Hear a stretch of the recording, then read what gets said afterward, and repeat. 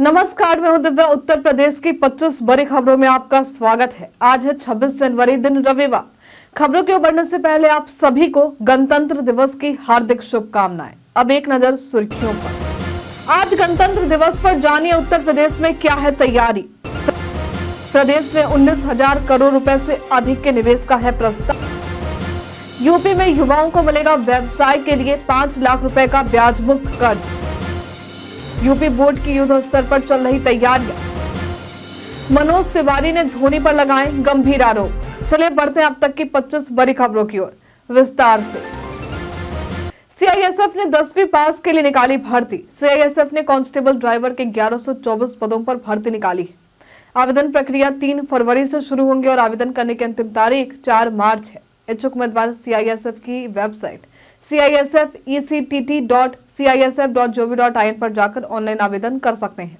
पात्रता के लिए उम्मीदवार का 10वीं पास होना और हैवी या लाइट मोटर व्हीकल का ड्राइविंग लाइसेंस होना जरूरी है। भर्ती से संबंधित सटीक और अधिक जानकारी के लिए आप इसके आधिकारिक वेबसाइट और अधिसूचना को देख सकते हैं।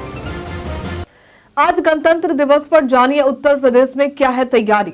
गणतंत्र दिवस परेड के लिए उत्तर प्रदेश की झांकी महाकुंभ 2025 स्वर्णिम भारत विरासत और विकास थीम पर आधारित होगी, जो महाकुंभ के दिव्य स्वरूप को प्रदर्शित करेगी। गणतंत्र दिवस पर लखनऊ में शहर के सभी चौराहों पर एक साथ राष्ट्रगान होंगे, जिसका सीधा प्रसारण प्रमुख चौराहों पर लगे एलईडी और टीवी स्क्रीन पर किया जाएगा।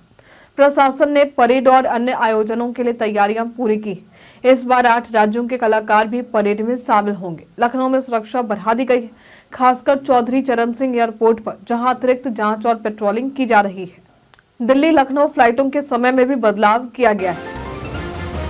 प्रदेश में 19,000 करोड़ रुपए से अधिक के निवेश का प्रस्ताव। स्विट्जरलैंड के दावोस में आयोजित वर्ल्ड इकोनॉमिक फोरम में यूपी ने जबरदस्त निवेश आकर्षित किया है। प्रदेश को 19,000 करोड़ रुपए से अधिक के निवेश का प्रस्ताव मिला है, जिसमें Coca Cola, AB InBev, Bisleri जैसी बड़ी कंपनियों का नाम शामिल है। इन प्रस्तावों से यूपी की वैश्विक प्रतिष्ठा मजबूत हुई है, जिससे रोजगार के अवसर भी बढ़ेंगे।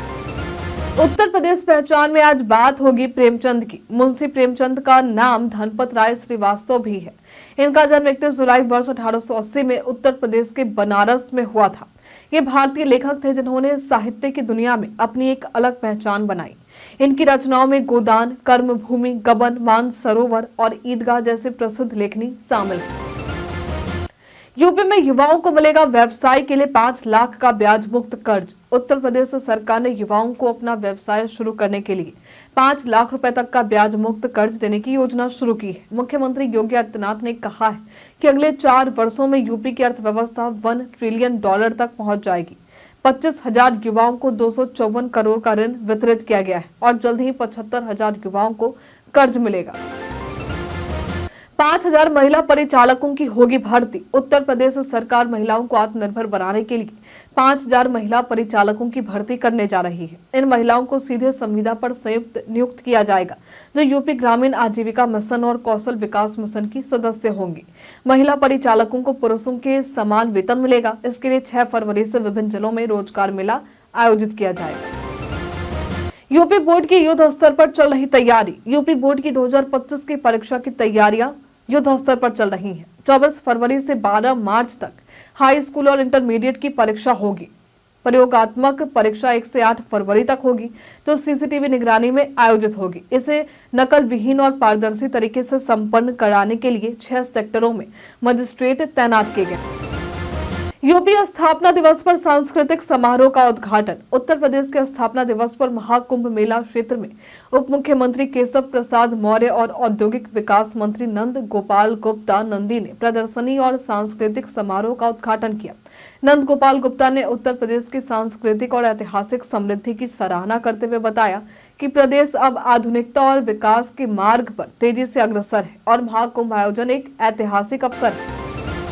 महाकुंभ में 73 देशों के राजनयिक संगम में लगाएंगे डुबकी। महाकुंभ मेला एक विश्व का आध्यात्मिक केंद्र बन गया है, जहां 73 देशों के राजनयिक संगम में डुबकी लगाने आ रहे हैं, जिससे रूस और यूक्रेन के राजदूत भी इसमें शामिल होंगे। विदेशी राजनयिक संगम स्नान के बाद हनुमान मंदिर और अक्षरवट के दर्शन करेंगे, जो महाकुंभ की गहराई समझने के लिए प्रदर्शनी और सांस्कृतिक कार्यक्रमों का हिस्सा बनेंगे।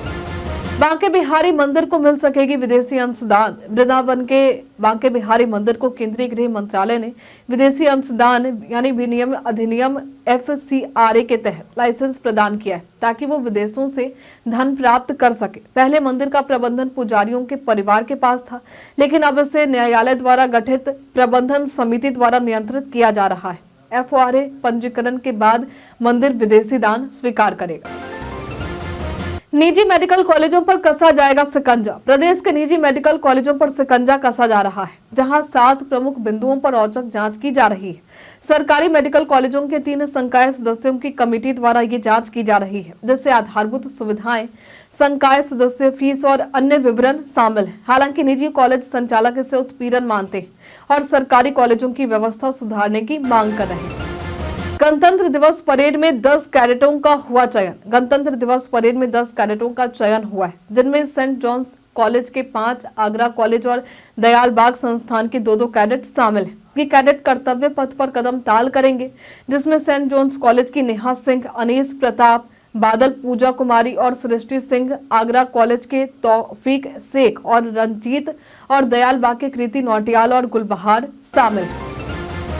पिता के अंतिम संस्कार में भावुक दिखे अभिनेता राज्यपाल यादव। फिल्म अभिनेता राज्यपाल यादव के पिता नौरंग लाल यादव का निधन दिल्ली एम्स में गुरुवार रात हो गया था। शुक्रवार को उनका शव शाहजहांपुर के गांव कुडरा लाया गया, जहां शनिवार को अंतिम संस्कार हुआ। इस दौरान अभिनेता राज्यपाल यादव भावुक दिखाई दिए। उन्होंने बताया कि पिता की मेहनत और आशीर्वाद से ही वे इस मुकाम पर पहुंच पाए हैं। 3 फरवरी से शुरू होगा होली का उल्लास। ठाकुर श्री बांके बिहारी मंदिर और अन्य मंदिरों में 3 फरवरी से होली का उल्लास शुरू होगा, जो 14 मार्च तक चलेगा। इस दौरान सेवायत गोस्वामी ठाकुर जी को गुलाल से श्रृंगार करेंगे और श्रद्धालुओं पर भी गुलाल बरसाया जाएगा। राधा वल्लभ मंदिर में भी बसंती रंग में सजावट होगी और होली के पदों का गायन होगा। ये परंपरा पूरे 40 दिन चलेगी। कानपुर लखनऊ रूट पर बड़ा बदलाव। हाथरस को मितावली इतमादपुर से जोड़ने वाले रेलवे ट्रैक पर ट्रेनें 160 से 200 किलोमीटर प्रति घंटे की गति से चलेगी। इसके लिए रेलवे मकनपुर में जमीन अधिग्रहण करेगा। कानपुर लखनऊ रूट पर भी ट्रेनों की गति 160 किलोमीटर प्रति घंटे तक बढ़ाई जाएगी। रेलवे सुरक्षा के लिए बाउंड्री वॉल और अन्य संरचनाएं बना रहा है और ये परियोजना जल्द पूरी होगी। आज का मौसम रहेगा साफ। प्रदेश में कई जगहों पर धूप निकलने से ठंड से राहत मिल रही है। हालांकि रात के समय ठंड का एहसास तेज हो सकता है। आज भी प्रदेश में कई जगहों पर धूप निकलने की संभावना है। धूप के साथ तेज हवा चलने की भी संभावना जताई जा रही है। आज का मौसम साफ रहेगा। दिन ढलते ही फिर तापमान में 2 से 3 डिग्री तक की गिरावट देखने को मिल सकती है। अखिलेश यादव ने भाजपा पर झूठ बोलने के लगाए आरोप। समाजवादी पार्टी के अध्यक्ष अखिलेश यादव ने मुख्यमंत्री योगी आदित्यनाथ पर निशाना साधते हुए कहा है कि भाजपा सिर्फ झूठ बोलने का रिकॉर्ड बना सकती है। उन्होंने आरोप लगाया कि यूपी की अर्थव्यवस्था में भ्रष्टाचार है, निवेश नहीं नजर आ रहा, बेरोजगारी बढ़ रही है और श्रमिक पलायन कर रहे हैं। अखिलेश ने सवाल खड़ा किया कि महंगाई, बेरोजगारी और शिक्षा के खर्च कैसे कम होंगे। उपराष्ट्रपति संगम में लगाएंगे आस्था की डुबकी। उपराष्ट्रपति जगदीप धनखड़ 1 फरवरी को अपने परिवार के साथ प्रयागराज महाकुंभ में संगम में डुबकी लगाएंगे। अवध शिल्प ग्राम में यूपी के स्थापना दिवस समारोह में उन्होंने राज्य के विकास और मुख्यमंत्री योगी आदित्यनाथ की सरकार की सराहना की है। धनखड़ ने महाकुंभ में स्नान करने का संकल्प लिया और इसे अपने लिए गर्व का पल बताया। इंडिया पोस्ट के नाम पर वायरल हो रहे इस मैसेज की जानिए सच्चाई। इंडिया पोस्ट के नाम पर कई लोगों को एक फर्जी मैसेज भेजा जा रहा है। इस मैसेज के जरिए बताया जा रहा कि आपका पैकेज वेयर हाउस तक आ चुका है, लेकिन एड्रेस फुल नहीं होने के कारण उसे पहुंचाने में परेशानी हो रही। मैसेज में एक लिंक भी दिया गया है, जिसे क्लिक करके वहां पूरा एड्रेस डालने की बात कही जा रही है। लेकिन आपको बता दें कि साइबर अपराधियों द्वारा किए जा रहे धोखाधड़ी का एक प्रयास है। इस तरह की खबरों पर विश्वास करने से बचें। मनोज तिवारी ने धोनी पर लगाए गंभीर आरोप। मनोज तिवारी ने भारतीय क्रिकेट में अपनी जगह ना पाने के लिए MS धोनी पर आरोप लगाए। उनका कहना है कि धोनी ने उन्हें बिना किसी कारण टीम से बाहर किया, जबकि उन्होंने वेस्ट इंडीज के खिलाफ शतक बनाया। तिवारी ने कहा कि तब से युवा खिलाड़ियों को डर था कि उनके सवालों का क्या असर पड़ेगा। उन्होंने गौतम गंभीर पर भी गाली और धमकी देने के आरोप लगाए। कई कारणों से दर्ज है भारत के इतिहास में आज की तारीख। आज के दिन वर्ष 1950 में स्वतंत्र भारत का संविधान लागू हुआ था। आज को एक संप्रभु लोकतांत्रिक गणराज्य घोषित किया गया था। आज के दिन से हम सभी गणतंत्र दिवस के रूप में मनाते हैं।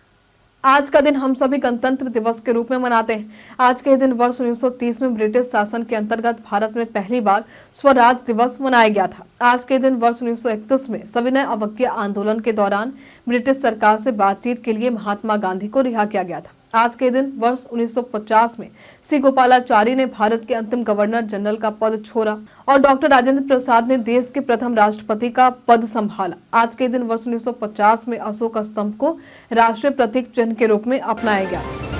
श्रद्धालुओं के लिए विशेष ट्रेन का होगा संचालन। महाकुंभ के दौरान भीड़ को ध्यान में रखते हुए गोरखपुर से प्रयागराज तक चलने वाली वंदे भारत एक्सप्रेस 27 जनवरी से 4 फरवरी तक लखनऊ तक सीमित रहेगी। इसके अलावा प्रयागराज नई दिल्ली एक्सप्रेस के रूट में भी बदलाव किया गया है। श्रद्धालुओं के लिए विशेष ट्रेनें भी चलाई जाएंगी और कुछ ट्रेनें फाफा मऊ से प्रस्थान करेंगी। जमीनों के फर्जी बैनामों में एसआईटी कर रही जांच। आगरा के तहसील सदर में जमीनों के फर्जी बैनामों के मामले में एसआईटी जांच कर रही है।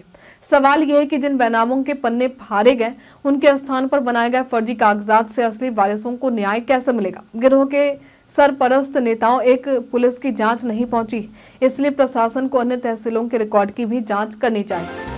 बीएचयू में साइबर सुरक्षा वर्कशॉप आयोजित। बीएचयू के छात्रों के लिए 5 दिन की साइबर सुरक्षा वर्कशॉप आयोजित की गई, जिसमें साइबर क्राइम से बचने के उपायों पर चर्चा की गई। छात्रों को साइबर फ्रॉड, सेफ ब्राउजिंग और मजबूत पासवर्ड बनाने जैसी तकनीकी जानकारी दी गई। वर्कशॉप में सोशल मीडिया सुरक्षा, ऑनलाइन शॉपिंग के सुरक्षित तरीके और ब्लैकमेलिंग से बचने की सलाह दी गई। भारत सरकार लाएगी एकीकृत ऐप स्वीट। भारत सरकार अपनी सारी सरकारी ऐप्स को एक ही प्लेटफॉर्म पर इकट्ठा करने की योजना बना रही है, जिससे एक ऐप स्वीट के रूप में पेश किया जाएगा। सरकार गूगल और एप्पल से आग्रह कर रही है कि वे इस ऐप स्वीट को अपने प्ले स्टोर और ऐप स्टोर पर उपलब्ध कराएं और स्मार्टफोन निर्माता कंपनियों से इसे प्री इंस्टॉल करने को कहें। इससे सरकारी सेवाओं तक पहुंच में आसानी होगी। आज के लिए फिलहाल इतना ही। जिन लोगों ने हमारे वीडियो को लाइक किया था उनके नाम है रामाकांत यादव, संजीव सेठ। इसी के साथ बढ़ते आज के सवाल की ओर। आज का सवाल है, आज आप गणतंत्र दिवस कैसे मना रहे हैं? आप अपना जवाब हमें कमेंट में लिखकर जरूर बताइए। आज के लिए इतना ही। उत्तर प्रदेश की तमाम खबरों के साथ बने रहने के लिए देखते रहे डेली यूपी। और साथ ही अगर आप यूट्यूब से देखना है तो चैनल को लाइक करना और सब्सक्राइब करना। अगर आप फेसबुक से देखना है तो पेज को फॉलो करना ना भूलें। धन्यवाद।